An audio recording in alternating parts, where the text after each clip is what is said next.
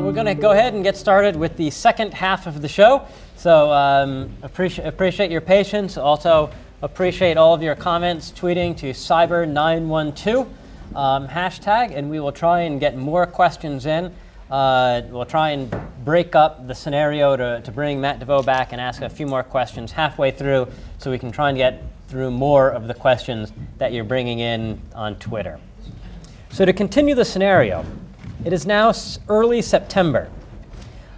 An employee of a European domain name system operator reports to police in Amsterdam that he was being blackmailed by agents he thought were Iranian for an operation meant to take place in several weeks.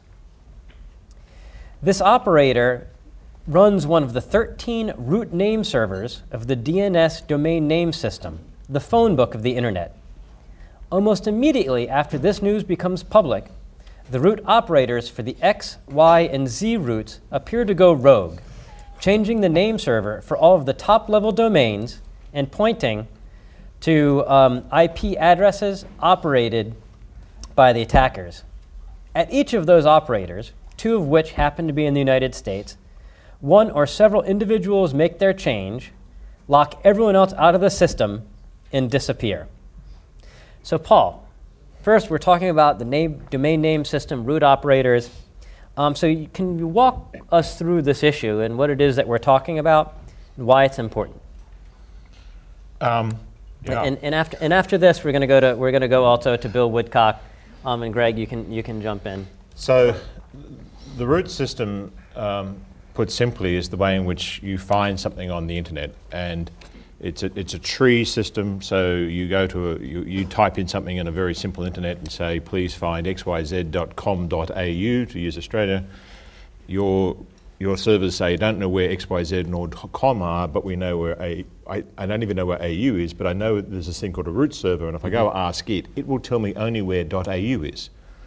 It goes there, tells me that, and then when it gets to .au zone, it says, I tell you where com is, and then when you get to the com zone, it tells you where XYZ is.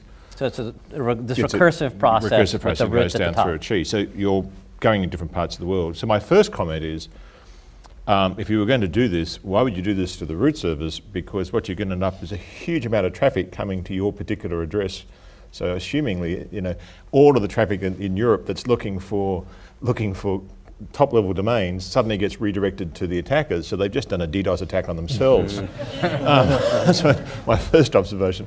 But let's go past that. There's also 13 clusters of root servers, some of which have hundreds of servers around the world. And so poisoning of those root servers per se would be addressed pretty quickly by the ISPs, in that they would redirect their servers away from going to XYZ. They would go to LMP or something like that, and would use those as alternative mechanisms.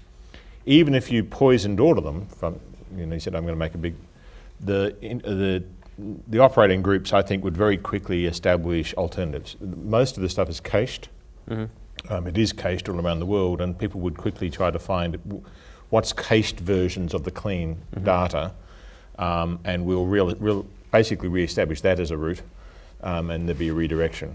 So that's not to say that during this period you wouldn't have people redirected to the wrong place and you would have the problem, but the root server system is a very resilient system, and it would be replicable if necessary, and would be one of these cases where, again, you would have an international ad hoc technical group would come together very quickly and would basically find a solution for it, I think. Bill? First of all, it's really scary to hear about Bill Manning disappearing, but anyway. So I think it's worth pointing out that this is not a hypothetical. This has happened once before, and it was an American company that did it, and the Chinese had to defend themselves against it. So this is something that we have experience with now, and there are mechanisms in place for dealing with it. The system is designed to be relatively resilient in the sense that there are multiple organizations responsible. Each one is empowered to make decisions on their own about what is reasonable behavior and if the root gets split, you're going to see different root operators making different decisions about what content to propagate. And I think that we're in pretty good shape in the sense that in as much as you're drawing lines and saying who's on our side of the line and who's on the other side of the line, all of the root operators are OECD countries, are in OECD countries, right? They're all in countries that have a common view of what is useful and a common view of what prevailing law looks like. So I think in that sense we're in pretty good shape. The problem is the very short-term practical problem. It's not the legal and policy issue. It's that in the moment, this Inject says we have a problem that is a technical problem. There are certain people who have made changes, locked everybody else out, and skedaddled. So, and I'm going to question, especially as you give the answer about the impact. I mean, so what happens after this? Yeah. So we're actually seeing exactly this problem in microcosm right now.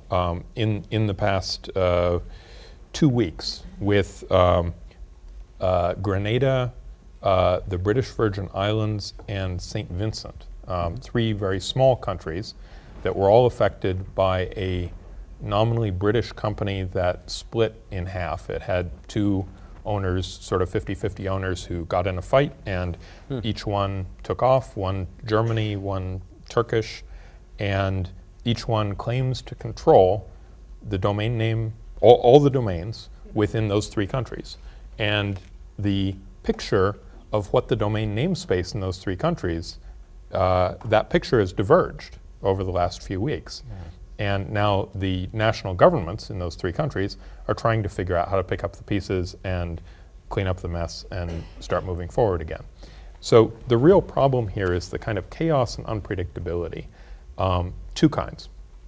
Number 1, people who want to register a new domain name don't know who to deal with and who to give their money to in order to be sure that that will actually be legitimate, a real transaction that will be recognized in the long term.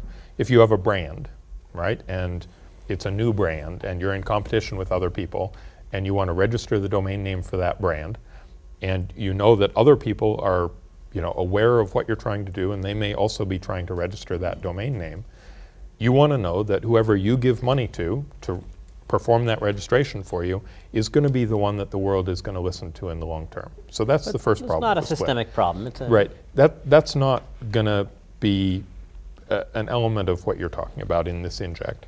The other problem is the really big one, which is that it's pretty much random what root server any individual is going to reach when they go looking for something. So some root servers are going to have the correct answer, and some of them are going to have the compromised answer. And so depending when you boot up your machine, where you are, whatever, you're going to wind up with either a correct or an incorrect answer. You try again, you may get a different answer. So the real problem here is that instead of the internet just going away and people shutting down their computers and picking up a pad of paper and getting their work done some other way, instead you have the frantically clicking the button over and over hoping that it'll work this time. So when the internet simply doesn't work, people can put that tool aside and go find another tool, perhaps a less efficient one, and get their jobs done. But when the internet is working sporadically, nobody does that. Everybody becomes frantic and keeps trying to make it work, and nothing gets done. That's the worst possible situation. Paul, there's a question of duration here. Yeah, a sense of right. the duration. In other words, it's resilient and it's meant to restore itself, and there's cached data. How long does that process take? 1 day, 1 hour, 1 minute? The point I was going to make is that the root servers are seen by the global internet community as a much bigger thing than potentially a country code for a small country. And there is a whole issue of potentially what I sometimes think of as failed state phenomenon at the small level of country codes, which is actually worthy of some attention. But I think the root servers, this would become clear so quickly, there'd be a lot of people responding to it quickly.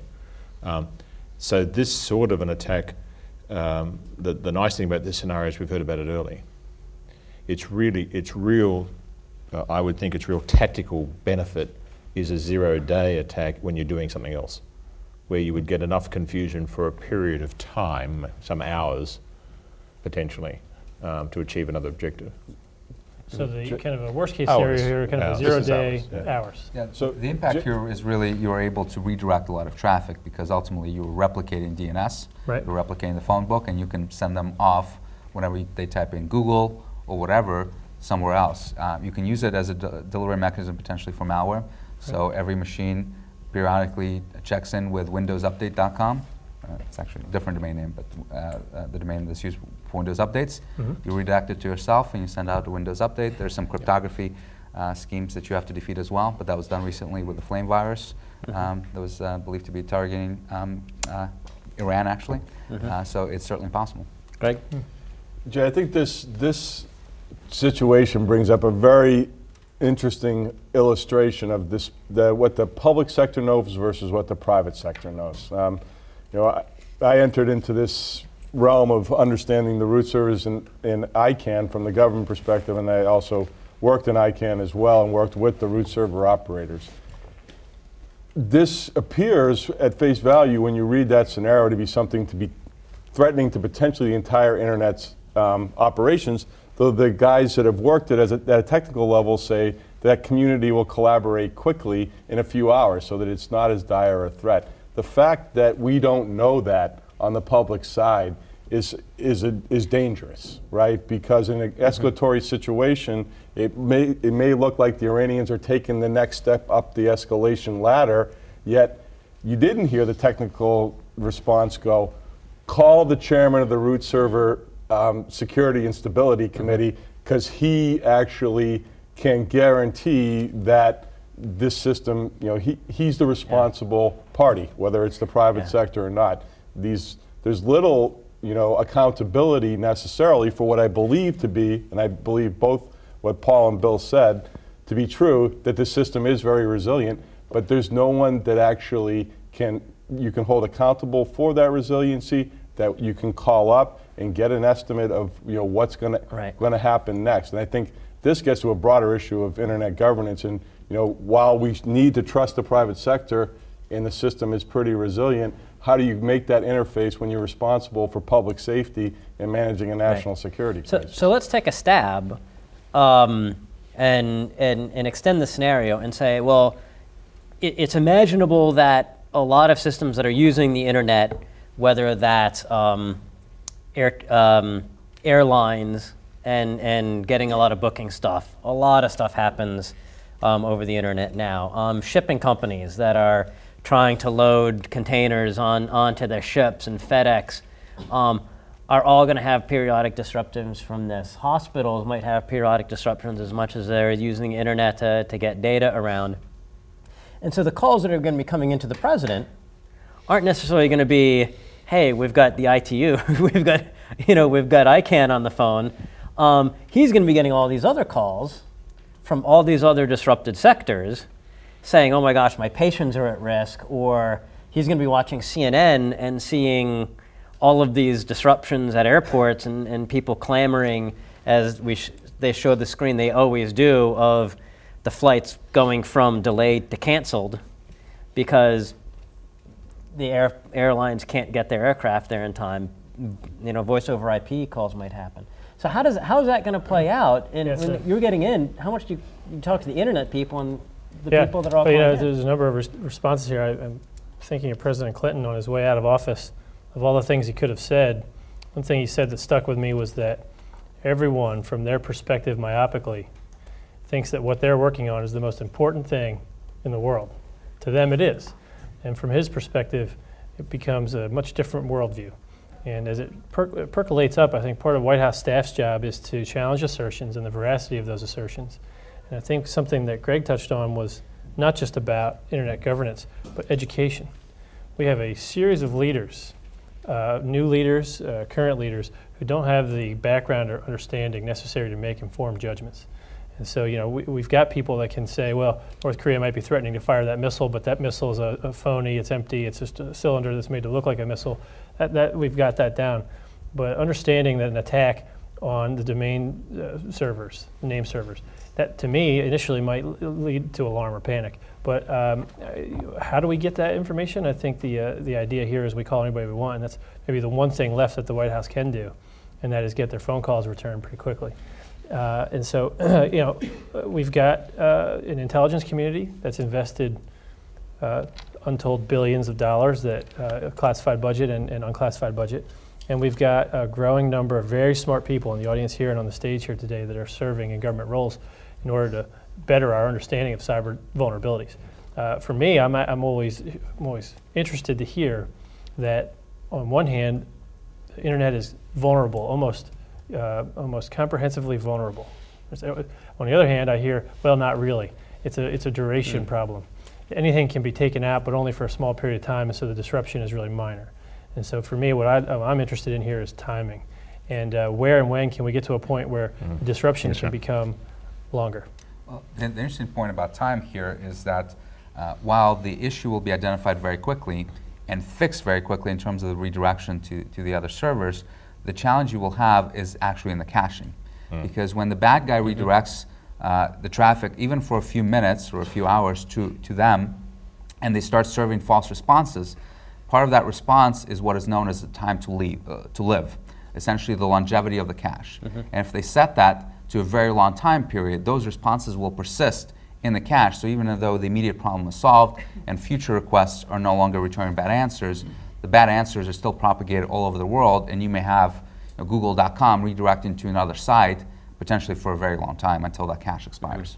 And it sounds like it's fairly arbitrary about which bits of the internet might be getting suffered. And I mean, like all of these problems, that's an easily solved one. The problem is one of scale and timing, right? So you solve that problem by rebooting the machine that has the cached bad information, and boom, everything's okay again, right? It goes and gets the correct information, no problem. The problem is knowing where those machines are and contacting the tens or hundreds of thousands of people who are in control of those.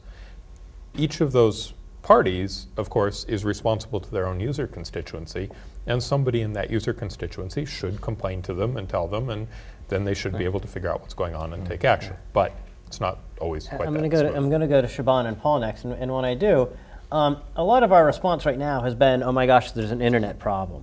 And I'd like to shift away from that towards the problem that we all inherit if there's an internet problem. You know, if there's 13 root servers, we've got 1/4 of them giving incorrect answers and messing things up.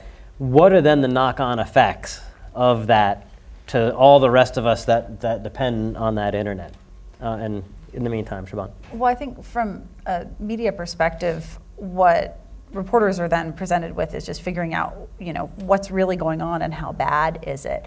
And the difficulty, especially if you're already in sort of an escalating situation, is understanding, being able to condense what's obviously a highly technical story into something that people can understand and then explain why it matters. And that ends up presenting a challenge for anybody trying to get that story and put it together.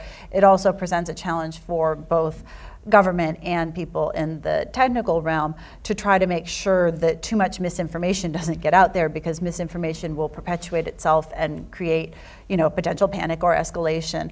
And so I think that in a circumstance like that, where it's maybe not even that major a problem, but it becomes very visible because you have lots of people not being able to use the internet even for short periods of time, I have a feeling that in a circumstance like that, and I'd be interested in hearing from folks who have seen this on the government side, that it will force the government's hand to be more public about it, because they're going to be trying to reduce misinformation. But they're going to say it's part of an ongoing investigation, or at least But it's not in their interest to say that at that point. If the risk is, as you described, TV screens with lots of people seeing various mishaps during their day, if the truth is that this is something that can be brought under control relatively easily, and there has been some sort of organic effort that's come together to do it, I think that they're going to want to communicate that. Yeah. It's almost a parental state where politicians do feel responsibility, whether they have authority or capability to do anything, they feel responsibility for, in the public eye,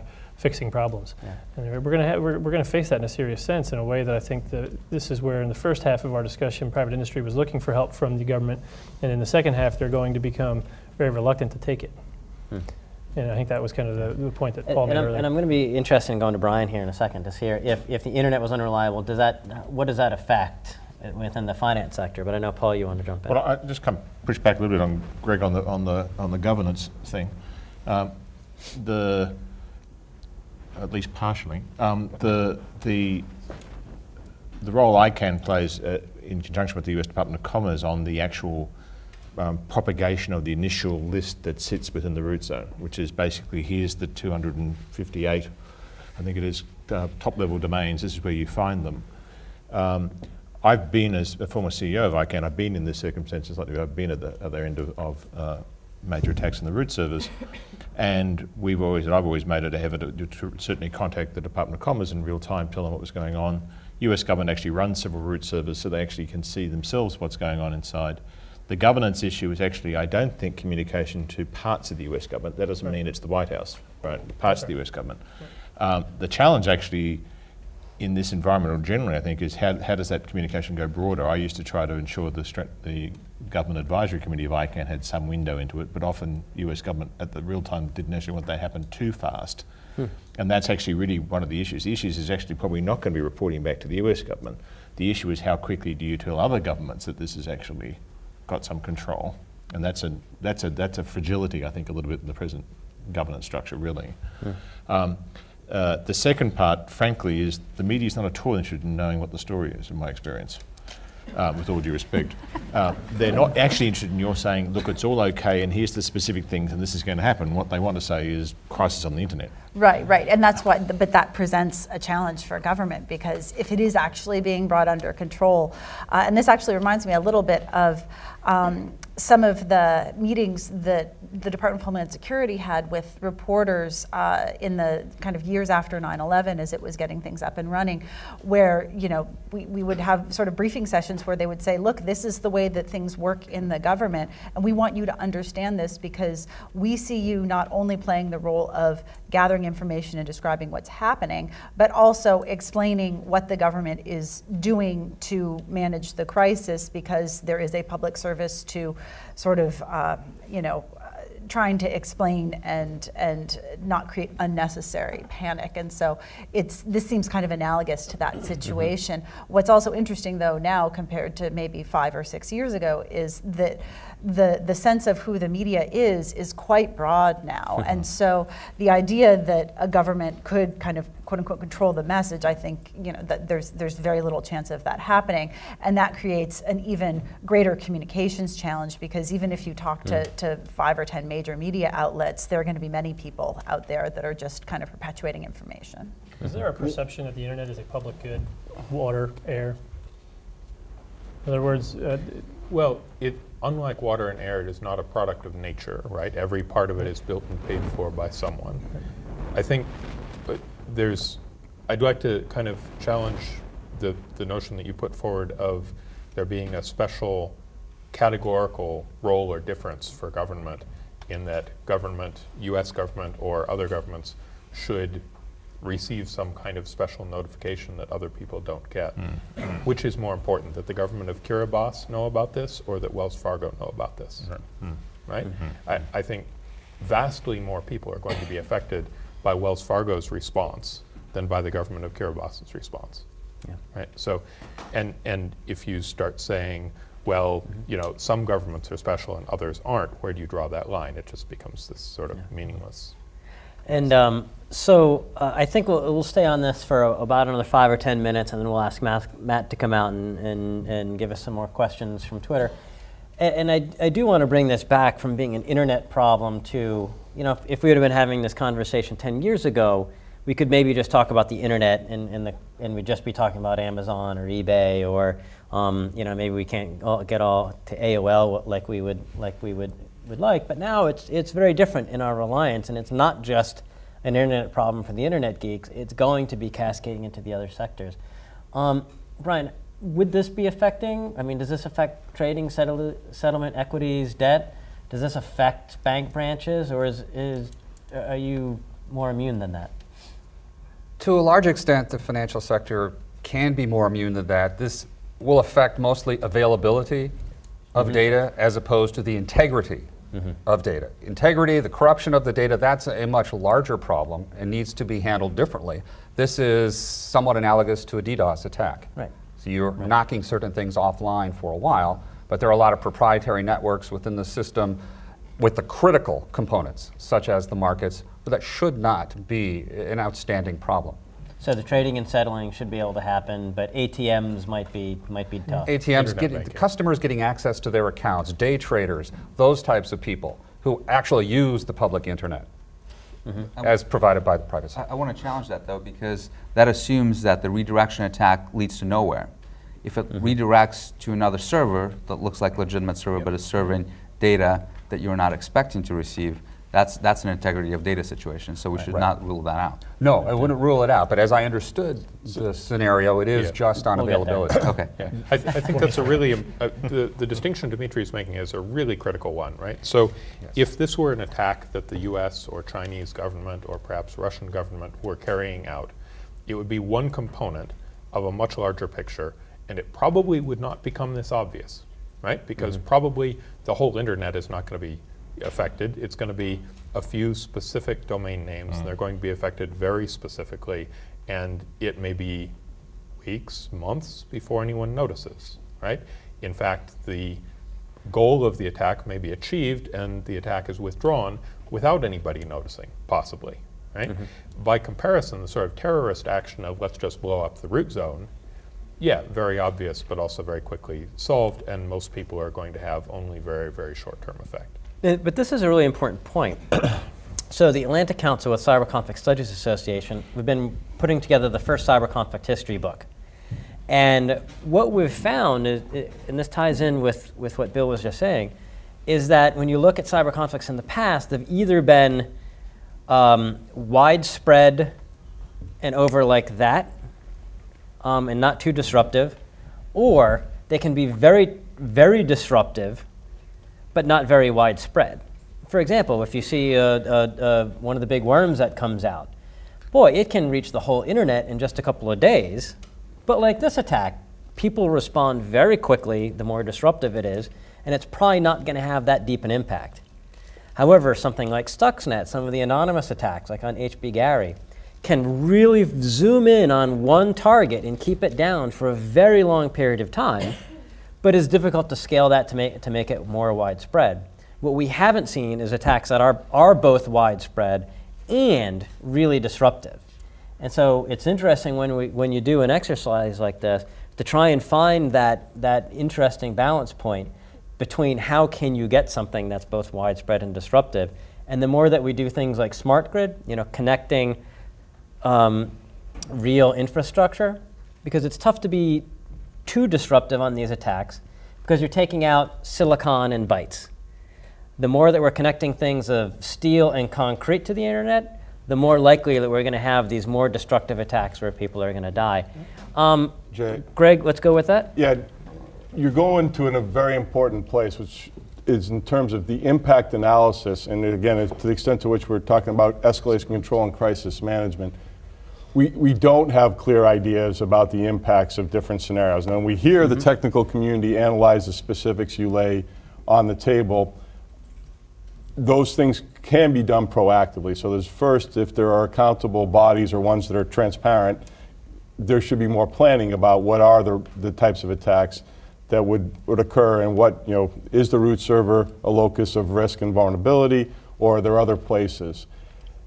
It is difficult, having been a national security official, you look at the private sector and you wonder who's doing that planning with you, and engaging the private sector in these sort of national security level vulnerability assessments. And this is where I was really driving, is there a place within in an internet governance to, and I think in the interest of the private sector, to actively engage in these analysis and in a crisis management sense to go to when a situation happens, so there's not confusion and sort of fear of the uncertain, which I believe would occur in a situation like this. And who do you pick up the phone and call that has some accountability to giving you an accurate answer? But would you have a different, I mean, from a Department of Defense role, I mean, if something like this disrupted your military logistics, I mean, at this point in the scenario, the military would be gearing up to send men and materiel into the Persian Gulf area. We would have started that in the last half, right? If this were disrupting military logistics, would that change your recommendations to the president on coercive options and response? If 10 people died at hospitals because they couldn't get the care, or things got messed up in databases or the rest, what kinds of things might change your... From the U.S. Defense, I mean, certainly the first thing the Secretary of Defense is responsible for is keeping his entire department able to operate. So he'll probably talk to the first scenario first. If there's internet attacks that reduce his ability to provide what he's supposed to provide to the president, options in the Persian Gulf, and he thinks there's things that can be done, he's going to ask for action to allow him the most freedom of action to deliver the large-scale capabilities of the department. He's only one of many stakeholders. If Americans are being hurt, whether it's the economy or people, he is certainly going to have a voice among many, talking to the president about what he thinks the nation's interests are there, and hopefully providing options to deal with that. Yeah. Do you think this changes if we've got, all right, now people died because they couldn't get the right care? Does that change, or does that? Yes and no, right? So direct causality is a difficult issue. And if through some cyber means we are making a direct causal link between a cyber attack and the loss of life, that greatly escalates, I think, our sense of responsibility in the government to perform some kind of action to stop that behavior, but also kind of lessens our fears or concerns about how broadly we use or abuse our powers and authorities to put those type of things to an end. But really, it seems to me what we're painting here is a picture in which there is a new thing evolving, and that is that nation states are greatly expanding their traditional target set. Wherein I think in the past it's fair to say their target set was government agencies and their ministerial equivalents. We've got private defense industrial base industries that are producing weaponry and doing military planning. Now we've got private companies that are engaged in non-national security or not in a traditional sense activities, producing widgets and colas and pizzas and so forth that are vulnerable to attack from a foreign government. Now it's hard to imagine in some cases the motivation for some of these attacks. Some of them might just be asymmetric disruption of our economy. But I think that there is a role for government here, and private industry is right to resist. I'm a free market guy. And I tend to think that free market incentives, the dispassion of free market incentives tends to cause us to do the right things in the end. But the government's got a responsibility for providing social order.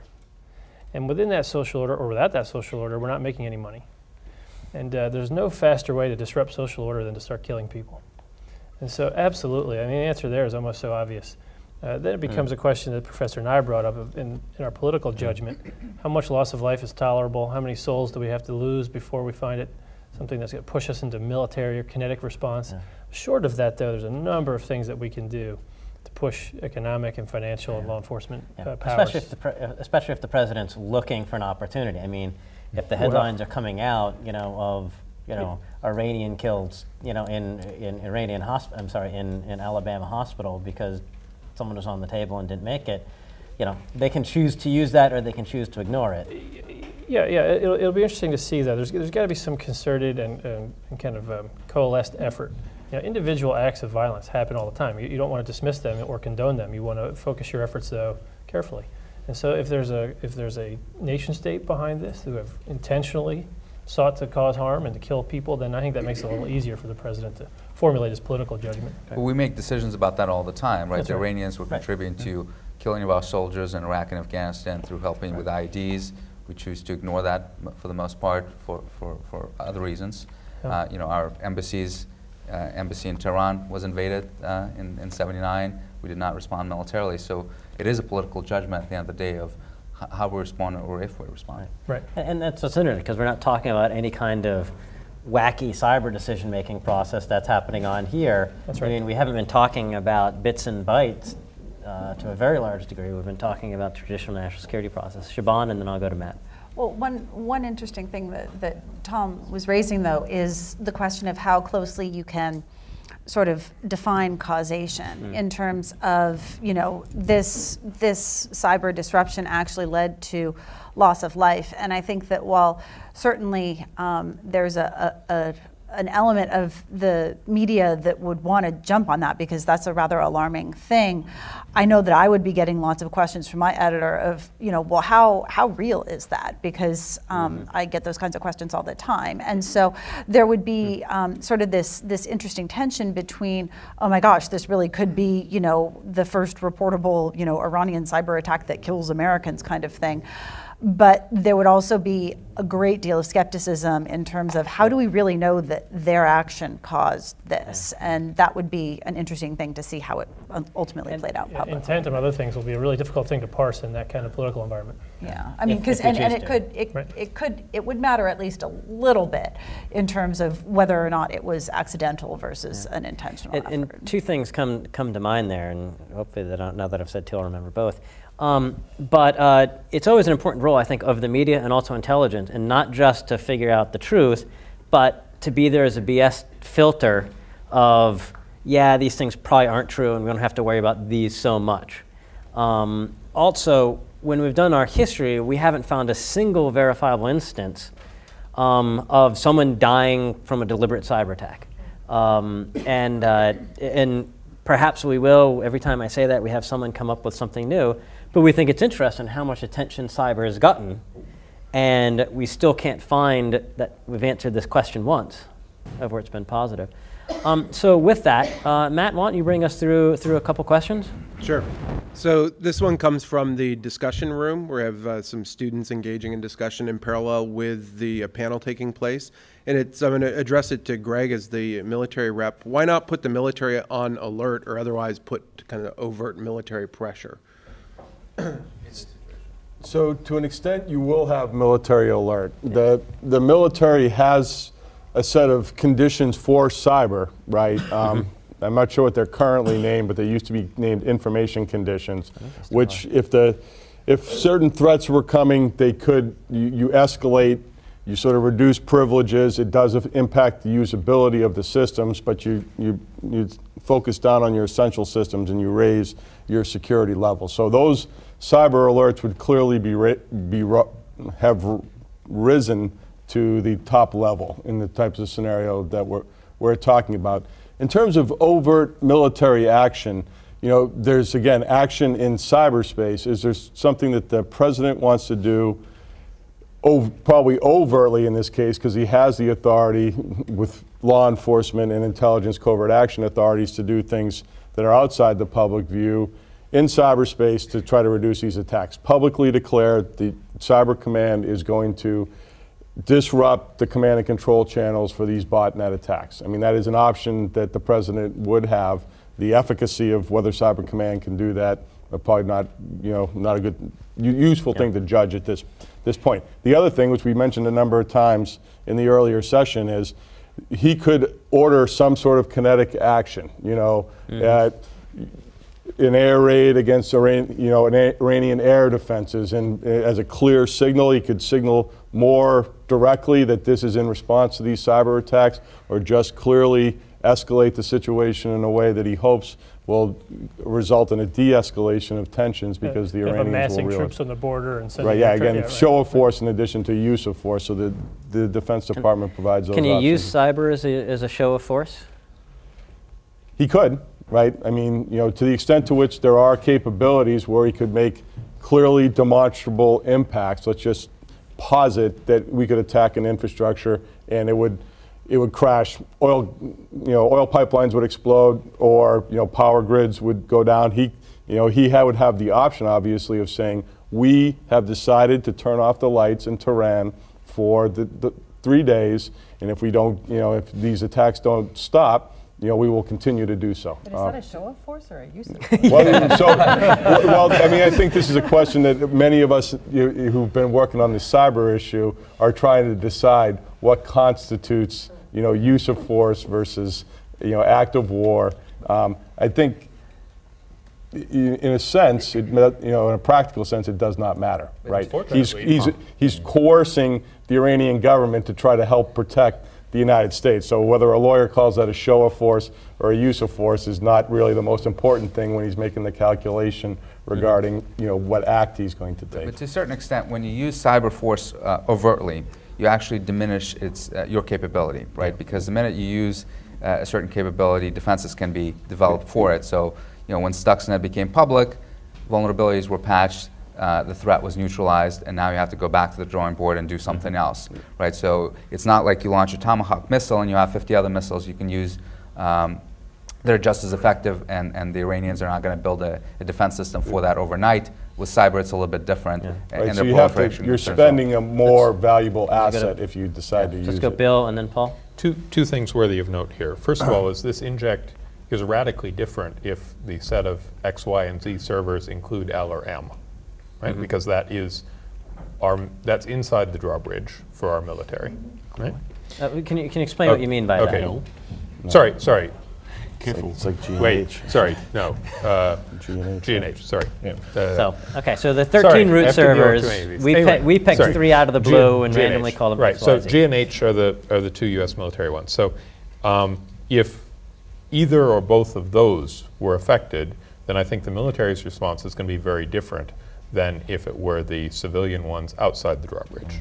Right? Does it because it would affect the military? It would affect the military to a very great degree, and the rest of the world, not really at all, right? The military's response normally when the root servers are under attack is it pulls up the drawbridge, G&H continue working inside the moat, and nobody on the outside notices the difference, right? So the second thing is that unfortunately that pull the trigger once and then the weapon is gone call doesn't go to DoD, it goes to Commerce.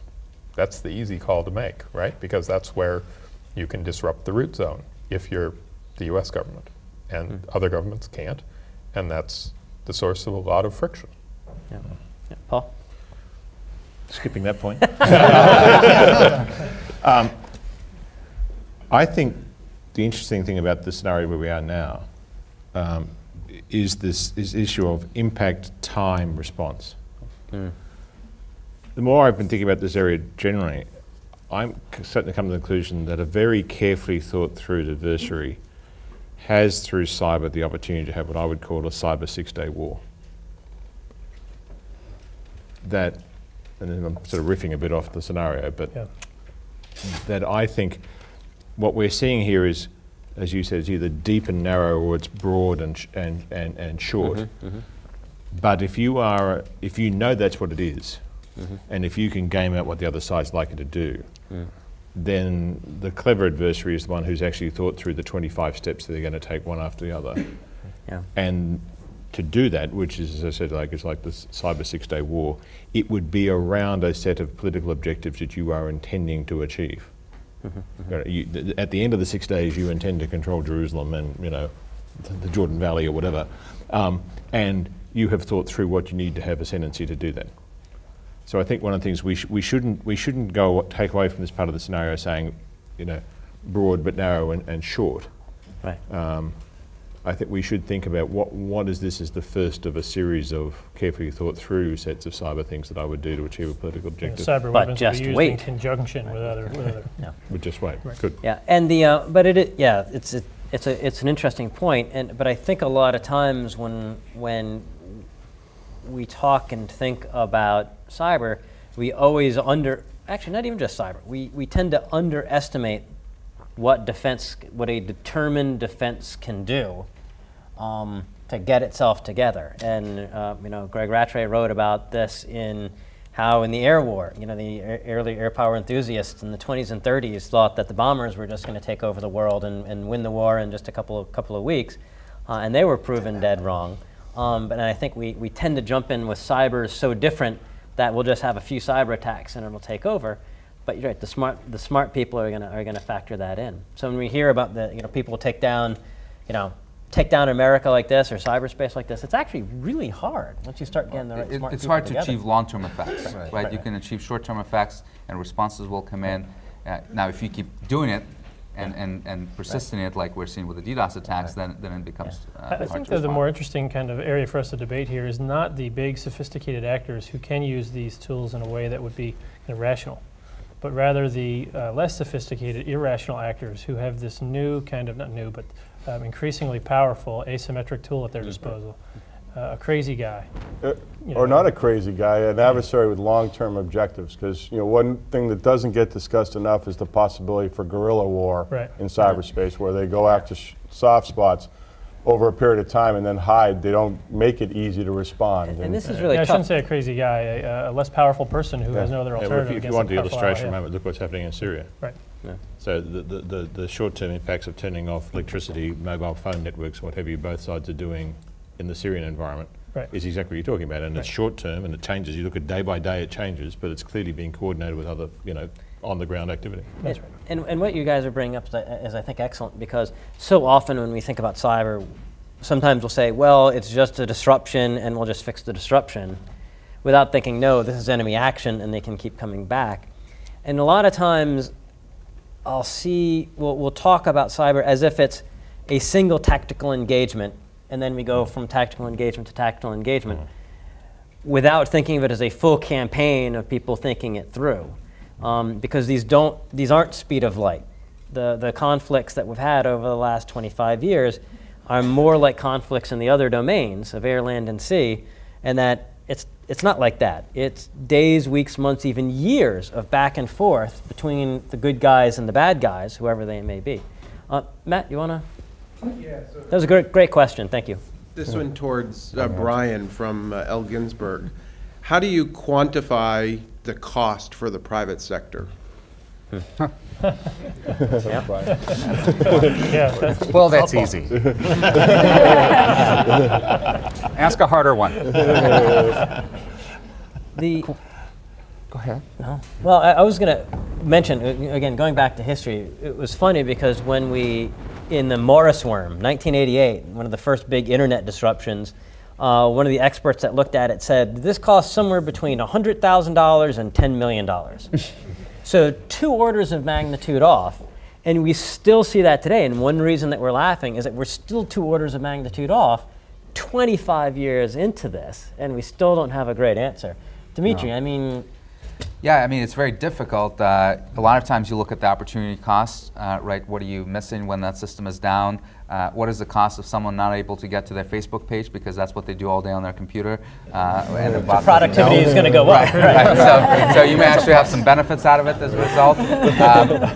We very rarely see permanent disruption or permanent destruction, I should say, in terms of cyber attacks. So the impact is often fleeting. And in the cases of theft, you may be able to estimate the value of that asset, but you still don't know how it's been used and whether it's been used by that other person, right? It's not like someone stole your car. If someone steals your data, you still have a copy of your data, and if they never use it, have you really lost anything? So it's a very, very challenging thing to deal with. Yeah, there's no dispossession in intellectual property theft. I've taken a copy, but I haven't dispossessed you of your own property. And so I think a lot of the valuations, the quantifications we've seen are vastly overstated. And there's also a huge range in the amount of investment in protection against the next like incident, right? So one organization might say, well, we got attacked this time. We never spend anything to defend ourselves before. It never happened before.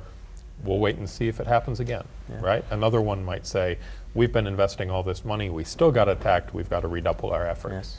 And people adapt as well, right? So internet is down. Phone system may still work, so you do trades over the phone, and have you really lost anything? There's some efficiencies. There's some things that you can put off. All right, I won't go to the ATM. I won't deposit this today. I'll wait till tomorrow.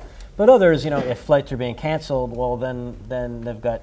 Brian, how does this play out in your sector? Well, with the DDoS attacks, firms are using their employees as much as they can on the IT side to fight this. So they're working longer hours. That's quantifiable. They are hiring additional IT people to handle this and buying new programs. They're contracting with the cyber industry and trying to find new ways to respond to this, mitigate the damages, and prevent it. So is that economic stimulus? No, that's the broken window. But it is funny because at some point, I mean, all of this money that is being spent by companies to defend themselves against a nation.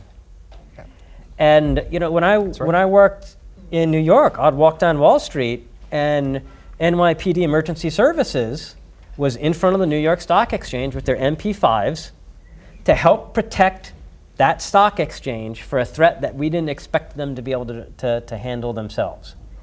And now we've flipped it here, and all of this money that is going out the door here, are we going to get a tax benefit for that?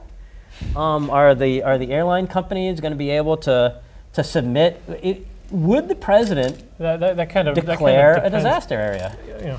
There's a threshold position that you have to agree with before you get to that question, and that is that the government in some way of the United States has caused this counteraction. So you have to first agree with the premise that it's because of some potential involvement with Stuxnet or because of our collective sanctions, not just U.S. sanctions, against Iran, that we then caused them to hack us back. I mean, that's a pretty strained kind of point of view. We were asking for it. I wouldn't subscribe to that point of view. And it's a pretty mainstream point of view in the private sector. Yeah, it's an understandable point of view. And again, this is back to my point of balancing interests. I think the private sector, though, most rational members of the private sector have those gripes and they're legitimate.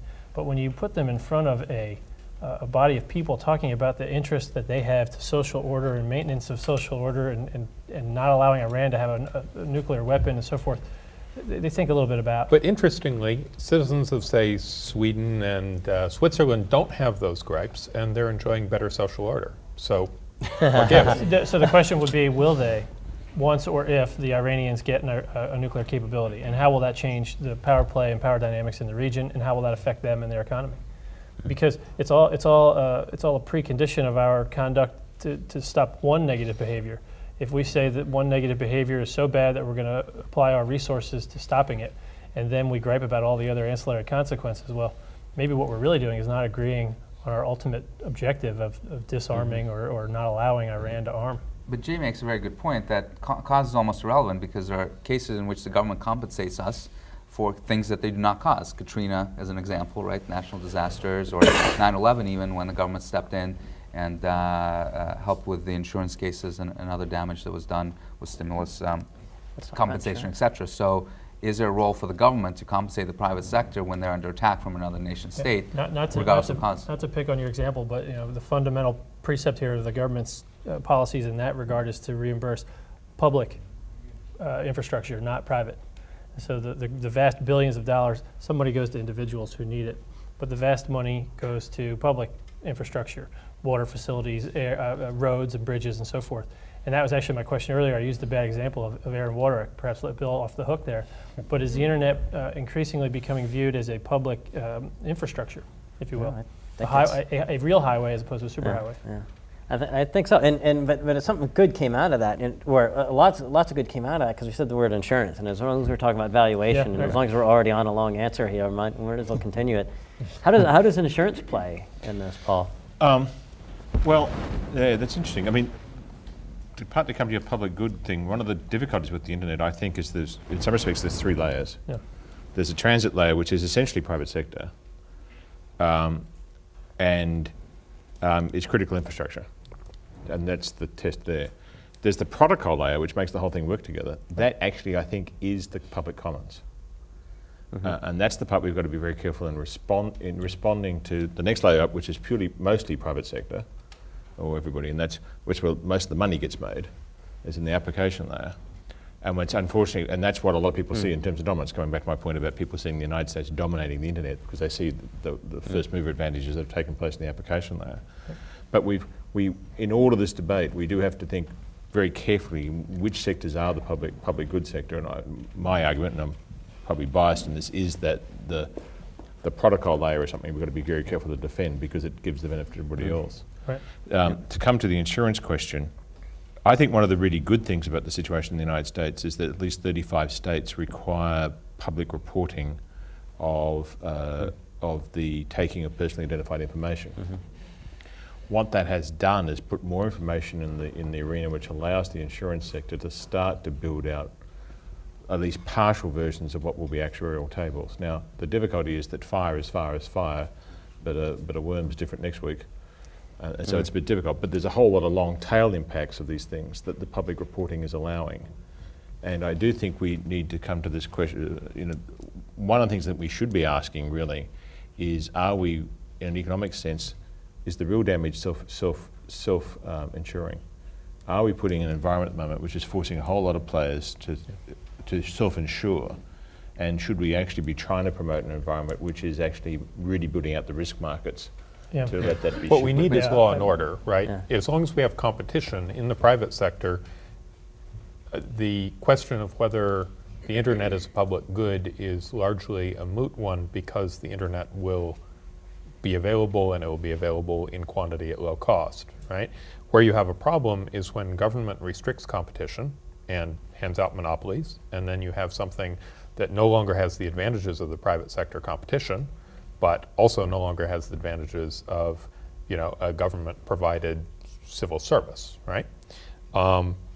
And I think Paul's point that the protocol layer is the layer that is unavoidably a public good is a really big one. That's the protocol layer, like, say, open source software, is an area in which anyone can contribute, and governments are not particularly privileged, but they're not deprivileged either, right? And so you see meetings to decide protocol issues in which there are a great number of people who are representing a unified Chinese position, say, on an issue, whereas there is no unified United States position, right? There isn't private sector and government agreeing that this is the way things should be. There are, among the OECD countries, there's a great commonality of view about how things should be, but it's not an intentional thing. It's not something that there's been discussion of and a representative selected who will go and deliver that message. To go back to the insurance question, I think there are two. And then let's do this, and then we'll I think we'll close there, and we'll come back to Matt in half hour for 40 minutes for the next question. Yeah, to go back to the insurance question, I think there are two main challenges with insurance in the cyber arena. One is, to go back to the earlier point, if you can't estimate the damages, what are you compensating with your insurance? But the second, even more important point is the persistent nature of the attacks make it very difficult to do those actuarial calculations. So in certain parts of Florida, you cannot get flood insurance because it happens every single month, right? And the insurance industry has no interest in insuring something that they know has a 100% probability of occurring. And in certain sense, in cyberspace, if you're a large enough target, you're likely to experience attacks on a consistent basis, and many of them will be successful. So the insurance industry will not be necessarily very interested in ensuring that capability. Good. Okay, I'm going to give the next scenario Inject. I think we'll talk about it for another 30, 35 minutes. Then we'll talk to Matt and the panelists again. Thank you, Matt. And especially thank you for the discussion room we've got going on the other side of the museum. We've got some students working with Neil Pollard to talk through this to make sure that we can get this into some of the universities. So the next part, and this will be the last main Inject. On the third Friday in September, the disruption continues with a new zero-day DNS cache poisoning attack on the finance sector. Yes, we'll explain most of that. Essentially, it's a new Kaminsky bug. It sets up a clever man-in-the-middle attack for a small number of the most systemically important banks. Their traffic was actually sent to IP addresses under the attacker's control, and they were able to insert themselves into the transactions and potentially change them in unknown ways. Therefore, a large number of financial transactions can no longer be trusted. Because most of the response was focused on the larger response and resolution of the attack we just talked about, it went unnoticed for at least several days, meaning perhaps several trillions in transactions are affected as companies and individual citizens complain of lost funds. As each bank tries to introduce new IP addresses, the attackers steer their attack to divert those as well, making it a clearly well-funded and long-planned systemic attack. Worse, many of the technical quick fixes taken by the global ISPs in response to the root DNS compromise we just talked about appear to be interacting with this new attack and causing additional instability. Assume for now this attack continues from Friday over the weekend, and it's now Sunday. So we picked the third Friday in September for a particular reason. Brian, I wonder if you just talk us through on the finance sector about this, and Triple Witching Day and other elements. Triple Witching Day. Well, you mentioned possibly trillions at stake, and so maybe it's helpful to paint a picture of the financial sector. I mean, within the sector, every day, about $2.5 trillion is flowing. And we have an economy of about $14 trillion, such that the financial sector turns over a value equal, if not greater than the economy, every week. So that is a substantial amount of funding, and it truly represents a lot in this country. If this problem affects trading, then it's really serious, because trading is the engine of all of that activity and all of that funding. And you mentioned banks, but assuming trading is affected, you do have then the corruption of data, and that could be a problem. Having it continue for days before being discovered is questionable, but going along with that, you find out at some point that this is happening. Triple witching just accelerates the problem, but it's— Can you explain that?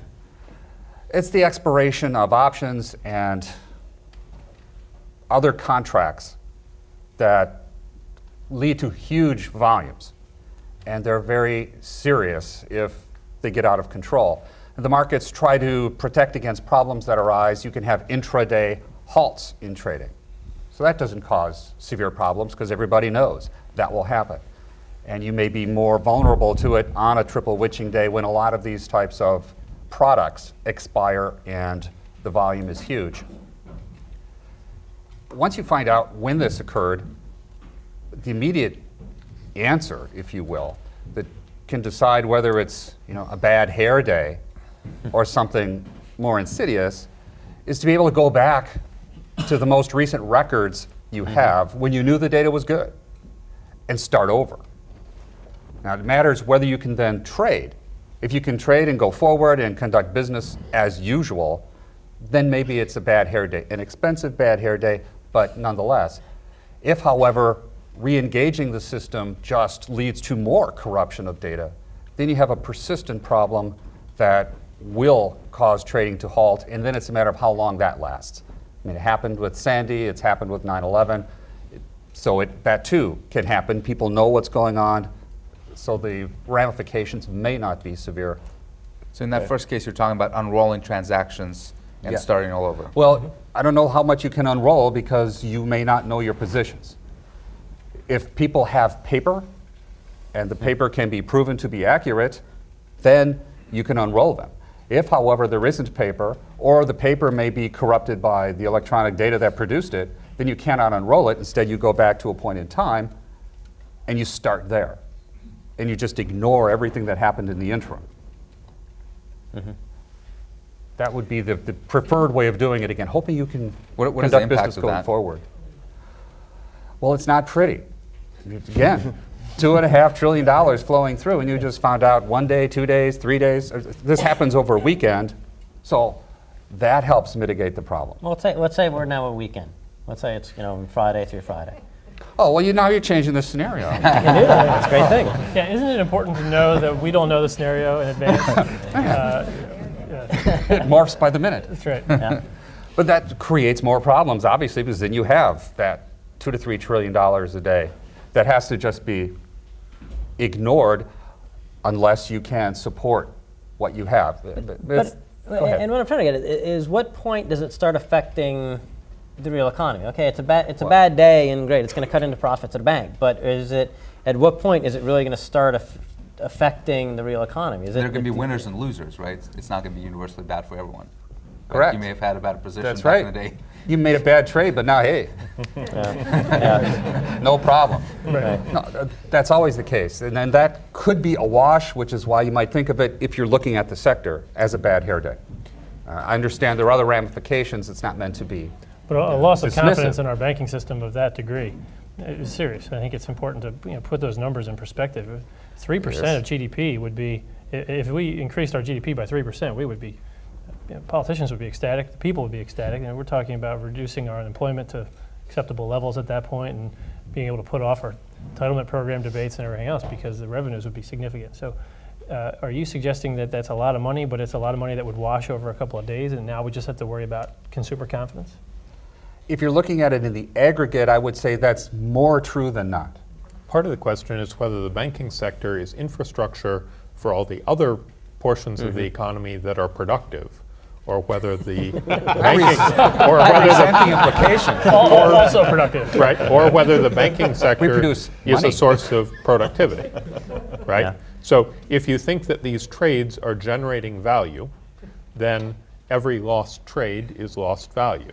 Right. If you think that the trades are just enabling the flow of money between consumers, then the buffers that are sitting in the banks may be able to absorb that for quite Well, and some it's time. also corporations funding themselves and their treasury at the end of the day. So a lot of that isn't just going to be trades and us thinking about, oh, you know, it's the fat cat Wall Street bankers. It's also going to be, you know, GE, Ford, mom and pop that have to, Well, that and have payroll. to balance Short-term their books at the liquidity, end of the Right. day. Right. How do you move payroll out to your employees, right? If Right. that gets disrupted, that's a really, really big thing. Yeah. Right. In the aggregate, if you have this Friday to Friday and nobody discovers it for a week, yes, that will have significant implications for the real economy and for the nation. I mean, when the institutional investors and the banks all have to settle every day, and in some cases they net several times intraday, you usually discover this kind of thing, especially given the communication flows I mentioned at the outset with DDoS. Nothing but communication among the financial institutions throughout that process. As soon as anything smells funny, they will check with others in the sector, and then if they find something, check with the Treasury and others to say, hey, there's a problem. So typically, you're not going to go a Friday to Friday, but if you did, yes, there would be serious implications for all of the reasons raised. And one reason why it might get Friday to Friday is there's an active bad person that's able to insert themselves in and is funded it to keep going. And usually when we deal with this, it's a glitch, it's a fraud, it's a... Funny scenario here is that if this actually happened, you could probably turn the Chinese and Russians into allies. Oh, that's interesting. It's their money. Right. Their money. They'd be one of the big losers, right? This is like Cyprus on steroids. So if folks are messing with the economy, again, you know, we keep getting back to the question: how much is enough? You know, all right. So maybe we had travel disruptions before. Is that enough? Is okay? Now they mess with the overall internet. Is that enough? So All of this is enough, but enough for what? Yeah, that's the question ultimately. What is done? There will be a number of actions. And remember, government agencies and officials that are coming in to represent their views are not only representing their parochial views, but sometimes are mistakenly kind of characterizing them in this conversation as government. They're really representing the views of their constituency. The Treasury Department, when they show up, is saying, God, I got every banker in the world calling me, and they're upset, and rightly so. And in other words, I don't want to be too hard on government here. They still represent the constituency of our public. And the public's going to be outraged, and the government, therefore, is going to be outraged. And absolutely, it's enough. It's enough to do a whole lot of things. In fact, my worry is that we'll do things that are going to create unintended consequences. like what? Well, if the government starts to jump in to the distinguished panel of private sector folks that we've got here and mess with their core business, you know, not just the protocol layer, but the other two layers that Paul laid out earlier, there could be consequences to that will actually affect our economy in a negative sense and in a misguided effort to punish bad people. Mm-hmm. I'm curious, because, go ahead, Shana. Oh, no, I mean, what I'm kind of wondering, especially from a government perspective, is how much of the government decision-making is being driven by the fact that at this point, the public would be completely freaking out, because you are talking about loss of, I think that the big issue, at least in terms of people I talk with, is that you would have pretty quick loss of confidence in the markets, and so that may not, the attacks may not affect trades going forward, but the overall psychology would definitely be impacted. And the media would certainly be covering it quite widely, and it would be a US problem, it would be a global problem. And so I'm just wondering how that affects government decision making, because I mean, you would have to probably feel like you were responding at that point. Mm-hmm.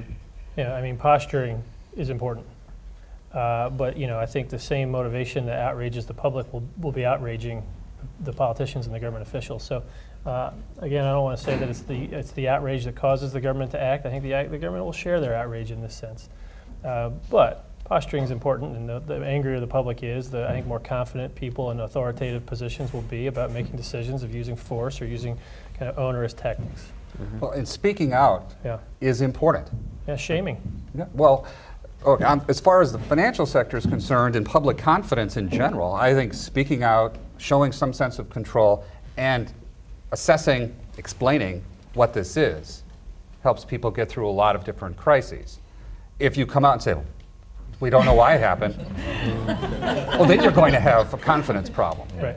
If we can say there are attacks going on, it corrupted data, that's what's happened. It corrupted, air traffic control capabilities, that's what happened. I think people can accept a lot if they understand what's going on. And yes, it looks like those leaders in the public sector care and will do something, whatever they can about it. Mm-hmm. But I actually have a question. To what extent would you be cautious in speaking out because you want to avoid the run on the banks if the public does not understand the issues at hand and doesn't believe you that you've really mitigated it? But that depends on how you roll it out. It's a classic mistake of any crisis manager, though. I mean, there are a number of rules I think that everybody tends to agree upon at this point in managing a crisis. And getting out early and often, and what you say being true and what you don't say being true is, I think, very important. I think you posit a good question, but it's more of a question about poor crisis management than it is about cybersecurity. Yes, the longer the time that there is no statement, the more panic will ensue, the more likely you are to have runs on banks and other negative impacts. You need to get out there sooner rather than later, say what you know or what you're willing and able and politically capable of saying. Well, and also because the media will fill that gap. Well, that's if there's nobody making an official statement, I mean, reporters are professionally obligated to try to figure out what's going on, and that is a public service to try to figure out what is going on. And so there will be a lot of information out there, and it will be obviously a challenge for people in the government or the private sector that are grappling with the actual issues to see how it is that they interject themselves into that overall coverage. And I'm going to go to Greg, and then Joe was getting my attention over here. So, Greg, go ahead. I'll be quick. My concern about the dynamic that we've set up in the scenario is it's going to be pretty hard for the government to provide confidence through the notion of control, because the way I read these scenarios, yes, you could say we understood what happened and we've mitigated it for the short term, but when the next question comes, could it happen again? You can't confidently say no, and that is going to cause a crisis of confidence. And I'm going to be very, very curious. I mean, we called this Cyber 9/12. What happens the day, what happens the day after 9/11? And the day after 9/12, the day after 9/11, we had all sorts of laws and plans that were sitting on the shelf that people had been wanting to roll through for years to take terrorism more seriously. So after it happened, they were able to say, we had this legislation, we had these plans. So I'm going to be curious to come back to say, all right, we've had this kind of gradualism of, is it bad enough yet? Is it bad enough yet? At some point, maybe here, there's going to be a lot of people saying, all right, what are we going to do? And it's not just going to be passing CISPA. It's going to be a whole range of things that now the government's going to want to be scrambling to show that we're in charge of because we're doing X, Y, and Z. And I'm really curious what that X, Y, and Z is going to be. But first, let's go to Joe. I just want to make a very quick observation, which is there's something called the Murphy's Law of Crises, which is that the first information is always wrong. So speak out quickly, and you can multiply your problem. If you don't have a very clear plan of who speaks and when, and how they follow up when it's discovered that the first information is wrong, you can actually make your problem worse. And since confidence is the scarcest resource on the internet, you can actually, as somebody referred earlier to jujitsu, this could be a jujitsu in which you damage yourself. So you better have a prior plan for how you're going to speak out about this and when and how you follow it up, or you're going to fall into that Murphy's Law of crises.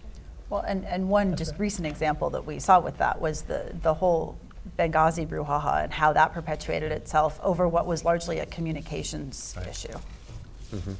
What I was thinking, though, is leadership. That's the control. We are in charge and we know this is happening. We know it's bad. You know, that we feel your pain. Exercising leadership is very important. I would be parsimonious with facts that are not confirmed and known. We certainly learned that on physical 9/11, and with all of the reports taking place in this town, almost all of which were wrong about what was happening here. You know, the State Department was bombed, and the mall was on fire, the metro had been attacked, none of which was true. But this is the heart of the conundrum of the 21st century. Because all these systems are not command and control leadership positions. The network is, with the possible exception of the way that the DNS works, is not a hierarchy of any sort. And but the political and the natural public response, which is I want to see leadership, can somebody please be Charlemagne for a day? That requirement is it's one of the hardest problems we're going to have, because it collides with the way in which these networks and the economic activity on top of these networks operate. Yeah, this is the insurance point. The earlier comment that I made here was that it's a decentralized problem, and government's got this tendency to centralization and centralized solutions. Insurance doesn't know yet necessarily where our dependence and where our problems are pooling. So we've talked about this, whether there are pooling risks. Well, if there's a pool of risk, then that means in some way that connotes that they've identified it. I think the problem here is we don't entirely know what the consequences of certain disruptions will be to second and third tier actors and so on. So I think the point the professor made is important. In terms of crisis communication, though, I'll go back to saying speaking out early and often is important, but what you say is just equally important. And what you don't say, if you don't know what's right, you lose a lot of credibility to go out and spread falsehoods. I think on Paul's point, yes, there is often demand for someone, an individual, a single organization to be held accountable for something. And I think that comes down to innumeracy on the part of the people with that demand, right? This is far too big and it's moving far too fast, and it's changing both scope and scale far too quickly for any kind of centralized control. And I think, you know, this is very visible in the sort of failed institution of the ITU, which was able to govern over the linear growth of the voice network for the period of time when the voice network was sort of the thing that people cared about. And then the exponential growth of the internet far surpassed that. And there is no way to have a single institution scale fast enough to grow, to govern the exponential growth of a network that is composed of a growing number of components, each one of which is doubling in size every 10.5 months, right? Just no way. So it would be comforting if you could feel like there was somebody who could be held responsible, but it would be feckless, because if you were to try and put someone in that position, it would fall apart. And if you were to try and hold somebody responsible, they would have no influence over the outcome. Right. But I think people would be clamoring at this point of saying something should change. I mean, let's call those people up that run the internet and get them to do something. And I'm sure a lot of the world at that point would be saying, great, we need, let's have this under the UN, so this mere dust up between these two nations doesn't affect this anymore. I'm sure the US plans on how to make sure to prevent this happening again would go in a different direction. The exponential number of people calling the president and wanting to yell at him, right? It doesn't make the president able to actually solve the problem.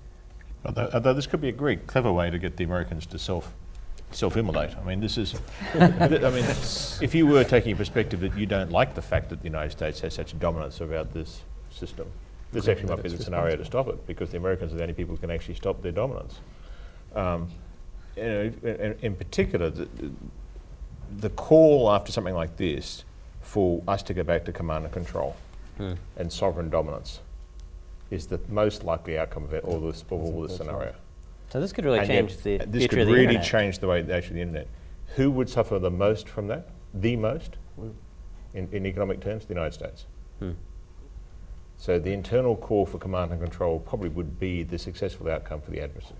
Crises do tend to crystallize our points of view. We've spent a lot of time here today talking about the non-crisis. I actually don't want the broken glass theory to go undiscussed here, because there's a lot of people, and in fact we saw a little bit of this earlier, who are talking about whether there's lawlessness on the internet.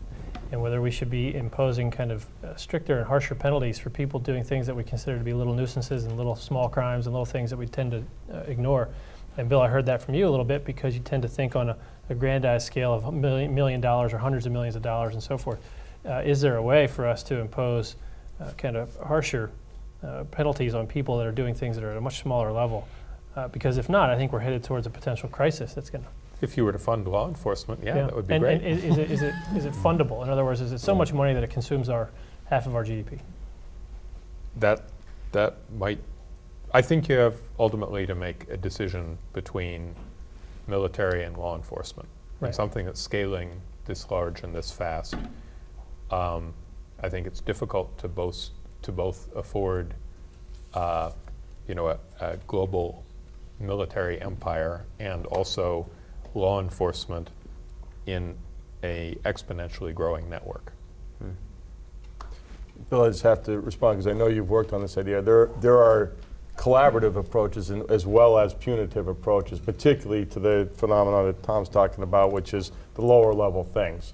And I think cleaning up and moving to a model of health and in a clean environment is actually the way to motivate most of the action at the lower levels, right? Which becomes less expensive for governments who have less public resources to apply, and maybe in the self-interest of individuals and businesses. So I wouldn't want to go down just a military and law enforcement option in terms of cleanup. But.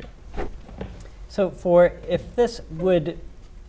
how much worse would we be considering this if we went down one of two or three other paths? I mean, if this were directed at the military, at once, would we consider that better or worse? If they were aimed at energy, oil and gas, would we be considering that better or worse?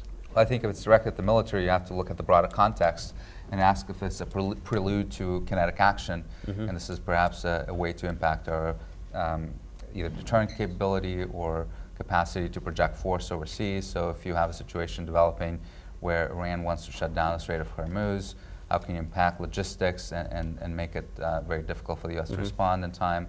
I think those are the issues that would be at hand there, first and foremost, readiness capability. Yeah, great.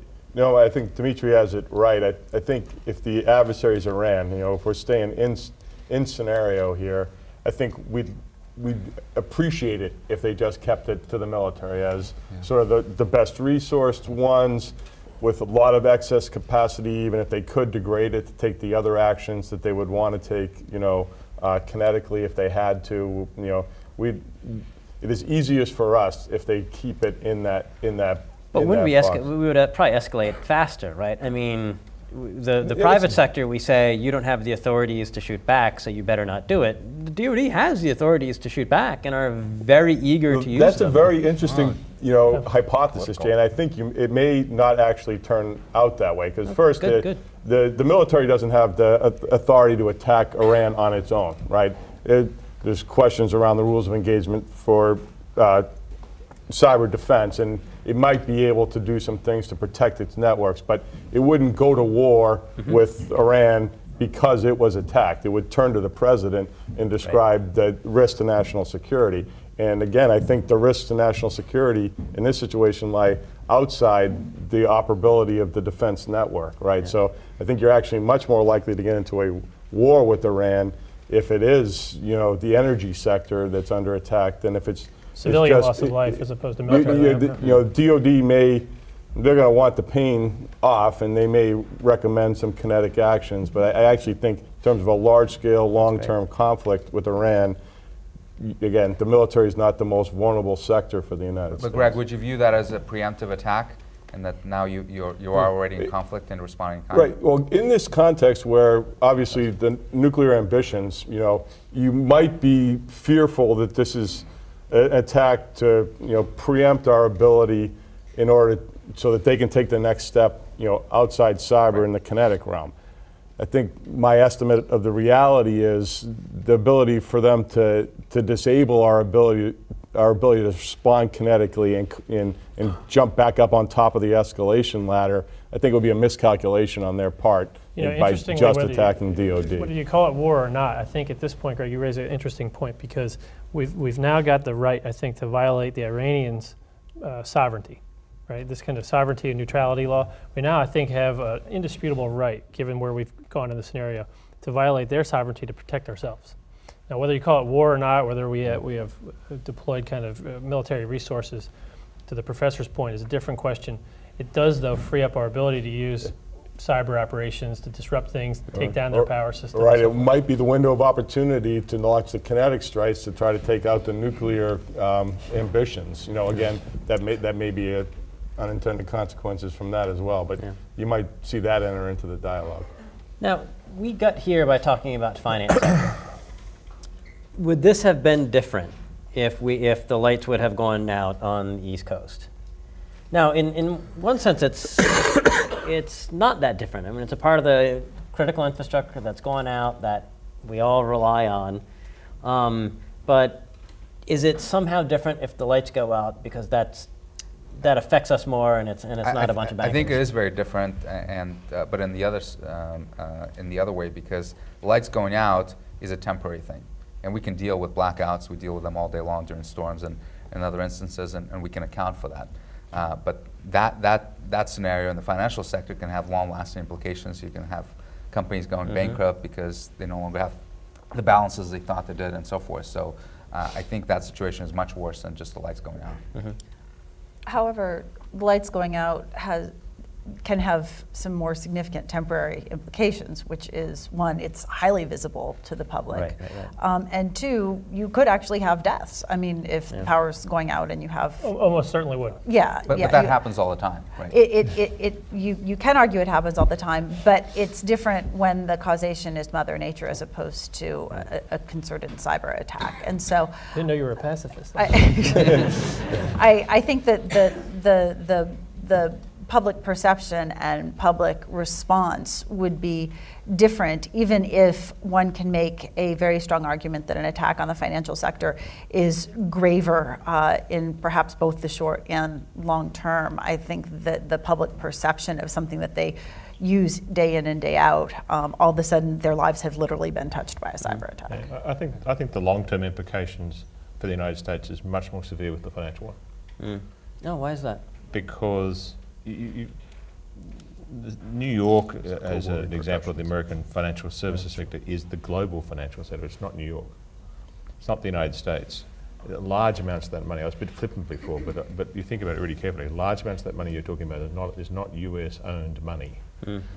And which, as I said, I was being a bit flippant, but an attack on that sector is an attack on the global financial system, and there's a lot of allies who are willing to come together on that. So that, and lots of adversaries will come together on that issue because it is their cash. And so I think, but if the financial sector is seen to be vulnerable, the long-term implications on US leadership and the US economy, I think, is very, very significant. I'm going to look to Tom on this one. If at the end of this, is DHS still the cyber lead in the United States government, or does this start to shift towards DOD or somewhere else? It's the first time we actually brought up DHS today. Perhaps the timing of that question is telling to my answer. Yes. Well, look, I'm going to kind of equivocate here. The concept here is important to remember. The government felt a need a number of years ago to have some outlet, some interface for private industry to engage with the government, so with quotation marks around it, the government being this large monolithic thing. And the Department of Homeland Security seemed like a good fit. There's a lot of similarities to the other asymmetric threats we've talked about today and the department's role and mission to handle kind of unifying challenges, we call them. I call them distributed challenges or distributed problems, decentralized ones. So there's a certain understanding at DHS of those decentralized problems, the importance of the private sector, the importance of individual responsibility and so forth that doesn't necessarily exist in the military. But in terms of where the Department of Homeland Security is today, it doesn't really offer too much in terms of capabilities or resources, or the value proposition to private industry is not quite there. And I'm not saying that it can't be there, it won't be there, but for right now the value proposition is quite limited. And the future is up to policymakers and to make investment decisions with budget money. But what I'm hearing today is that a clearinghouse of information sharing might be valuable, but that's not what DHS is today. Yeah. And I mean, would a clearinghouse help in this, or how much? Well, to the extent that information sharing is important. And remember, we end up having information and we see what's happening with bad people, but we've got to distribute that to, and I'll ask the cyber experts, we've got to distribute that to a number of people to install patches. As far as I know, you can't do that from a central location, and if you did, you'd probably be in violation of the law. You know, in my experience with information sharing, both on the government side and the private sector side, they always want to go to the source. Yeah. So if they know the NSA is the source of the original information, that's where they want to go, and not to someone who's redistributing that information. What if the source of the information is another private entity? So we heard Brian say that he finds information because that he's been attacked. There's a certain signature. He shares it first among his sector, the other financial industry partners, which is good. And then he comes to the government if he needs to. Won't you find that interesting if you're a company that's, there's this 13-foot ladder concept? But the private sector is already better glued together than that, right? So what we actually wind up seeing is information comes across our desk, and then 5 weeks later, it comes back from the government, same information, anonymized and mostly misinterpreted. This is, I'm trying to be very careful here and not be critical. It was easy to take pot shots at the current capability, which is really not there. But the concept. Could the concept be improved in such a way that it would or could be useful? Well, I mean, it might be the opportunity to improve DHS in this area. Because it does need that improvement. If it's only been around a short period of time, it takes a long time to build a large agency and make it operate as an individual entity. This could be catalytic. Is that there's a hole to be filled, and I'm not That's sure that's a valid question. assumption. That's the question, right? I think there is definitely a big need for enhanced information sharing between the private sector and government. I think the government is not the source of a lot of information, certainly not now, but I think even potentially it's not, because it's not acting in as many roles as the private sector is. Let's ask a tough question, because we're going to have to start. Oh, I'm sorry. Maybe I shouldn't do this then. Jay, we're done on this, right? Yeah, I think let's start. Let's start. I think we can keep let's take over. I'm gonna when we've looked at, I'm gonna do it again. The history of cyber conflict. We see the private sector tends to have agility, subject matter knowledge, and their hands are deep in cyberspace. They can bend cyberspace, as one of my friends put it. The government has resources, staying power, and additional levers of power. And a lot of times when you see responses like this, the most successful ones that are take that agility and those best parts of the private sector with that and give them the staying power of government. But a lot of times that's not what government wants. They want to be the ones in charge, and they want to be the ones with their hands on the stick. And that doesn't always work in a lot of these. So it's going to be interesting to see how in future years and in future conflicts like this, we can take the two best. I teach at Georgetown. I said two great tastes that taste great together, and they looked at me because they had no idea what I was talking about because they were too young to remember that Reese's peanut butter. Yeah, thanks a lot, midshipman, for giving me nothing on that. So great. I think we're going to start bringing out. Let's have Matt DeVoe come out, and we'll start looking at some of the next bits. Let's start first, though. I think let's start with our, sorry, camera guys. Let's start with our observers, and as Matt's getting his stuff together. And we'll do opposite this way. We'll go with you guys, then we'll have Matt come out, then just a closing statement from the rest of us, and then we'll close out. So, Rob. Okay, great segment. One thing, though, that I found absent was a discussion about the individual. We talked about the public's role, but the individual's role. And let me be more specific, the voter's role. I mean, when we were talking about the financial piece and spoke and spent a lot of time on financial, I thought about Maslow's hierarchy of needs. You know, and if I remember correctly, water, food, shelter. I'm trying to remember where we got to intranet trading. That's self-actualization. Exactly. Exactly. So obviously, you need money to buy food and have shelter and so on. But thinking about it from a voter's perspective. So I think, let's see, we had a comment about, does the public think the internet is like air and water? And the answer was no. I would beg to differ and say, and rephrase the question, does the public know that it is air and water? The internet is air and water.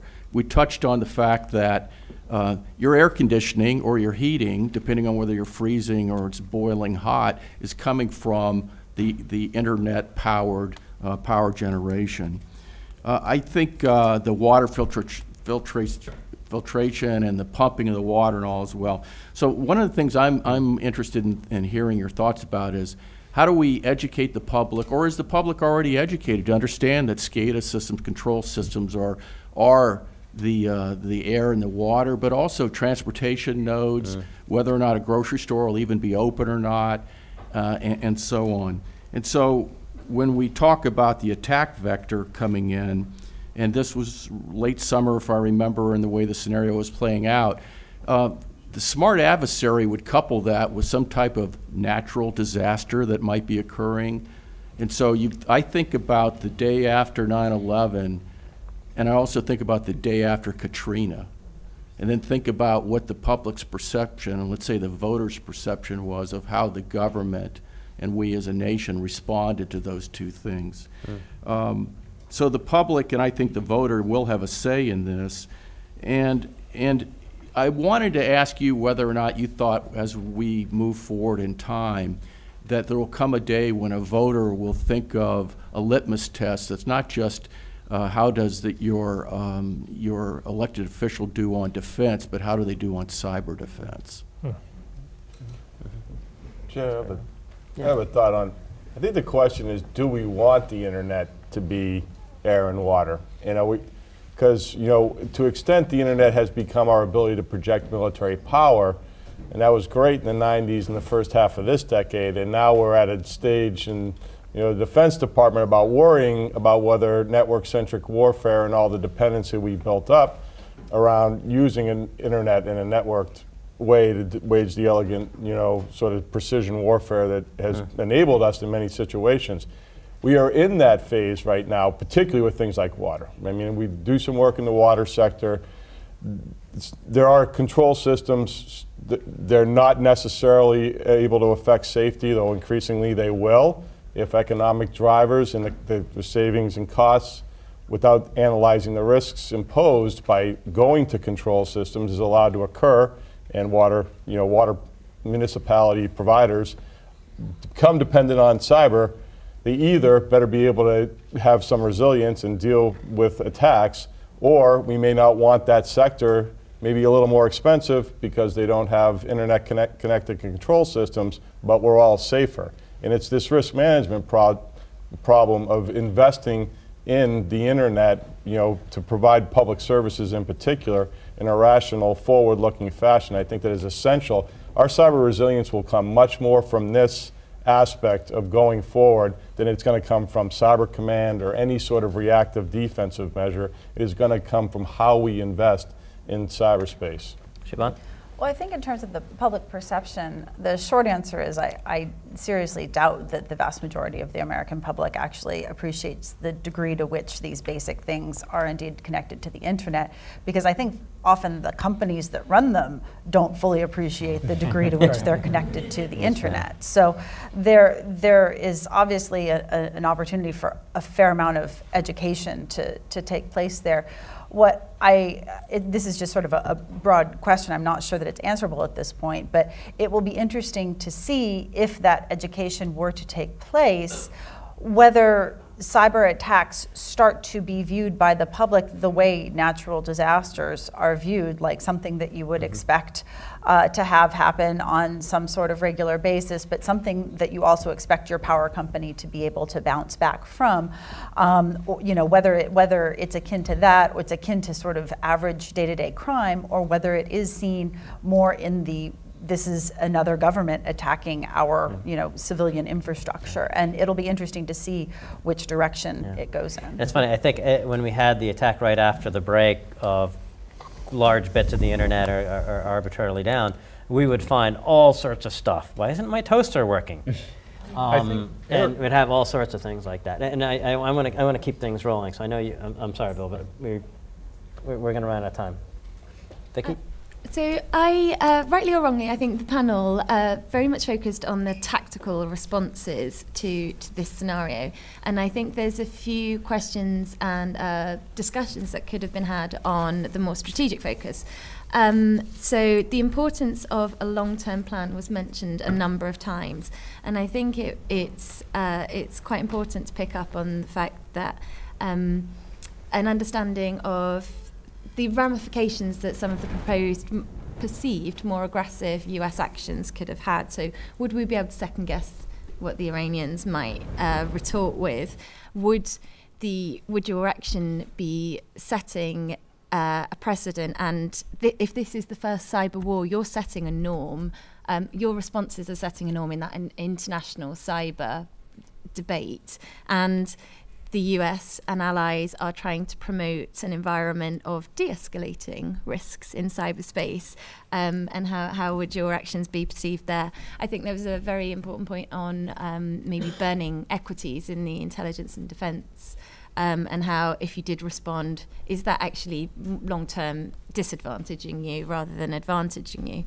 I think there's a question on resource. Again, that planning of if we don't know exactly what to expect from our adversaries, it could be the start of a 30-year-long tit-for-tat game. And do we have within all of our governments the right expertise, but also Iranian allies? Could we adequately defend ourselves from a number of attacks from a number of different adversaries? Tied in with that as well, I think there was a very important point on valuing the economic aspect of this. And I think it wasn't clear to me in this scenario whether the responses would be in a national security perspective or an economic security perspective, because we can't adequately value it.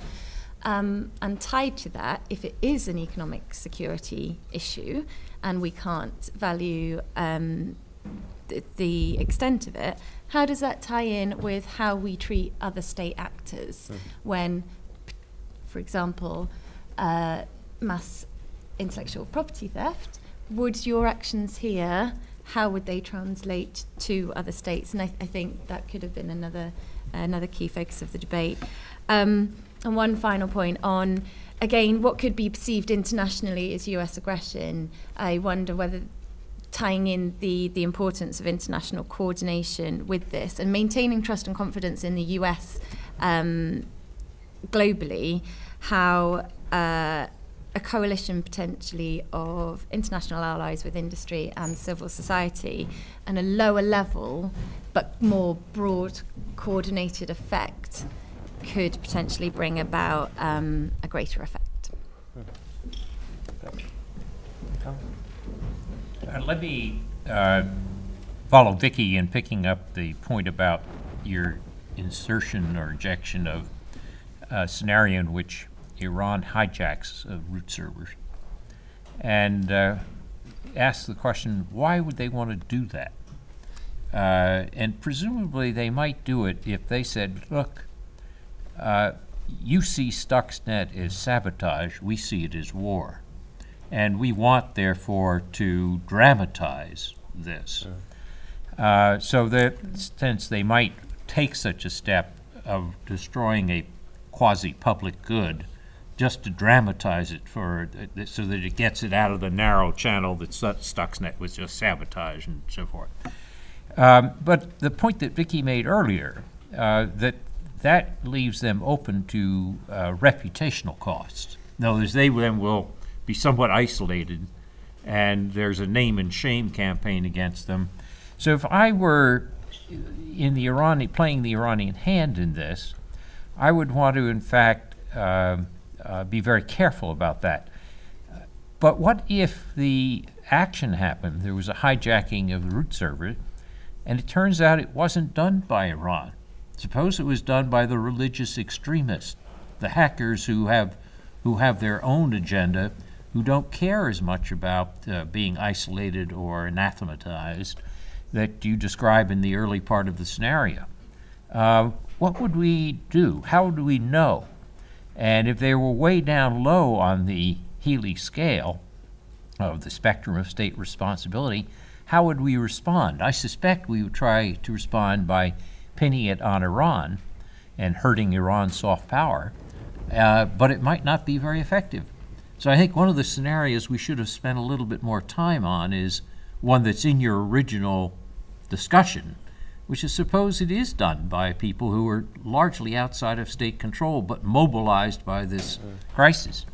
If I were playing the Iranian hand, the Iranian government hand, I think I would, rather than doing something like attacking the name servers, I would aim at the military.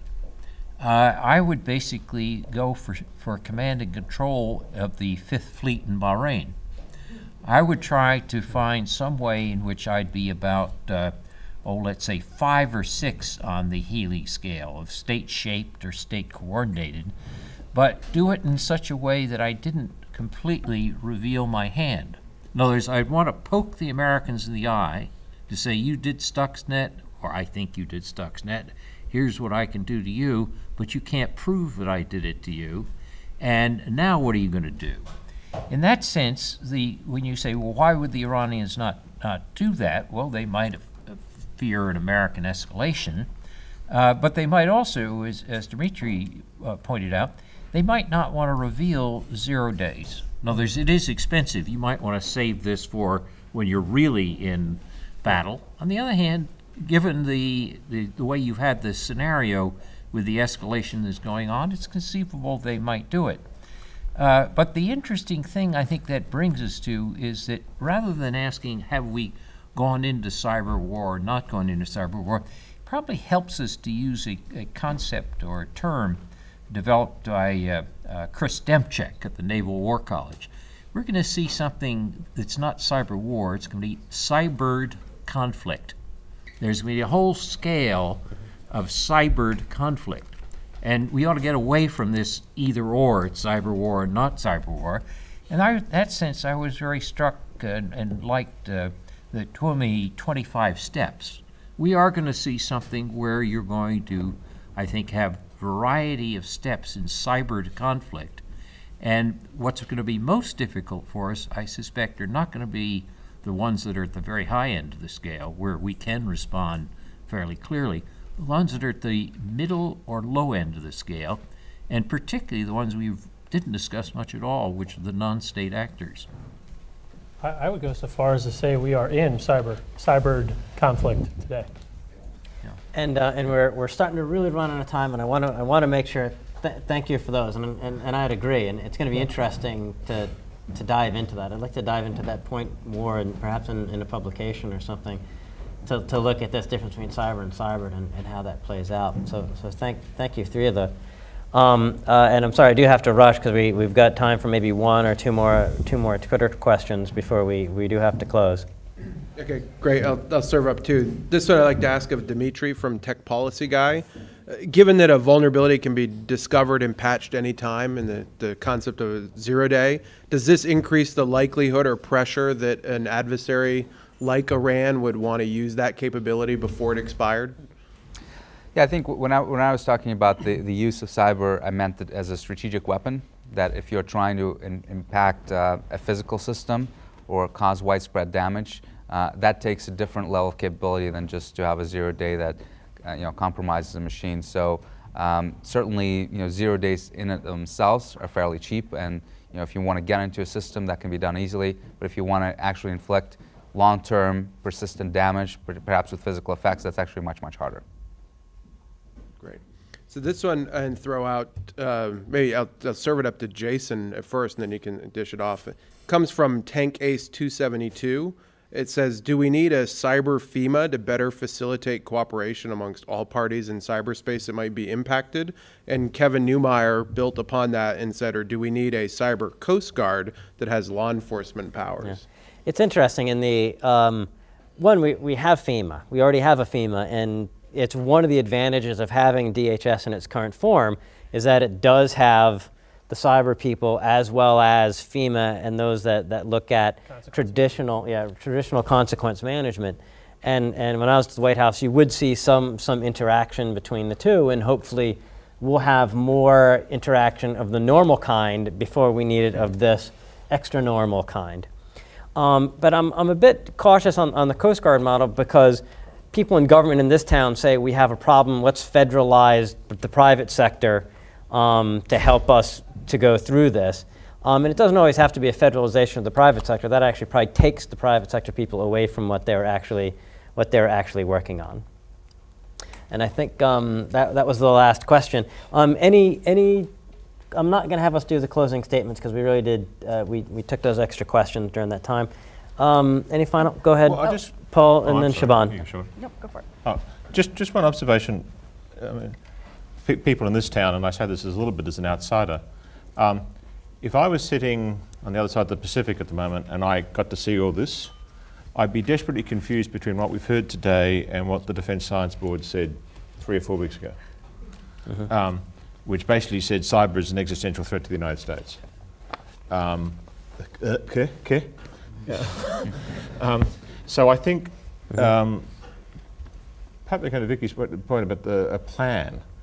I'm wondering whether too early for a plan, in the sense that this really needs to get worked through much more in the doctrine discussions. I mean, where are we? Are we sitting an existential threat, or are we thinking a whole series of cyber conflicts, tactical implications, what have you?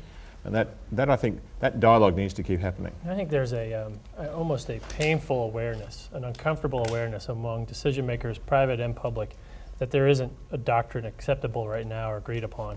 As they make decisions, there's a feeling that they're groping in the dark. And I think it's something that is worth acknowledging, it's worth saying, and we probably should have spent a little bit more time on it here today. Of course, it didn't fit the format. We were talking about a particular scenario, but a larger strategic question is going to lead to a lot more fireworks on this stage as well, in terms of how we view different power levers and relationships and agency and so forth. But it's worth saying as we conclude our remarks here that doctrinal development is underway. And it took years for that kind of development in a nuclear context. It's going to take perhaps a little less time, but years in this context as well. Already 15 years in. Siobhan, last word. Final thought just related to the last question about cyber FEMA and cyber Coast Guard.